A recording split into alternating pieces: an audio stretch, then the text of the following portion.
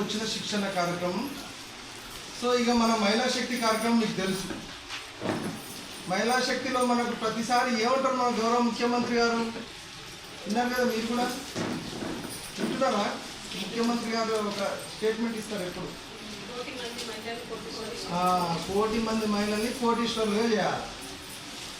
మరి మనం కోటీశ్వరులు చేయాలంటే మనం ఎట్లా పోటీ పడాలి? ఇక కోట్లు సంపాదించే వాళ్ళతో మనం పోటీ పడాల్సి వస్తుంది, అవునా కాదు? ఇప్పుడు ఎక్కువ కోట్లు సంపాదించేటోళ్ళు మన దేశంలో ఎక్కడున్నారు? ఏ రాష్ట్రంలో ఉన్నారు తెలుసా?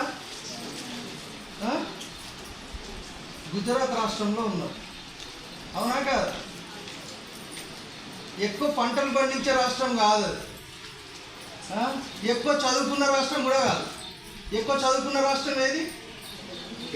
కేరళ.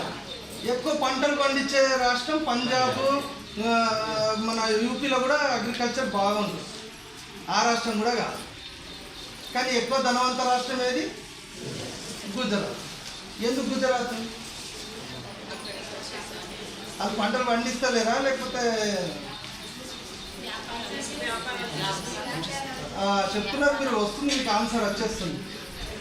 అంటే ఎక్కువ వ్యాపారాలు చేస్తున్నారు వాళ్ళు, అవునా కదా?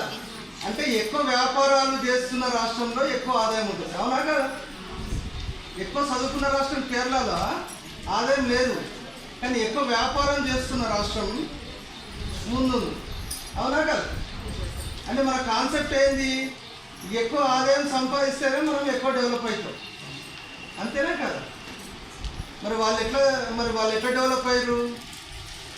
ఇప్పుడు ఏ షాప్ పోయినా, హైదరాబాద్ పోయినా అతి విలువైంది మనం రెగ్యులర్గా ఎక్కడ ఏం వాడతాం మనం?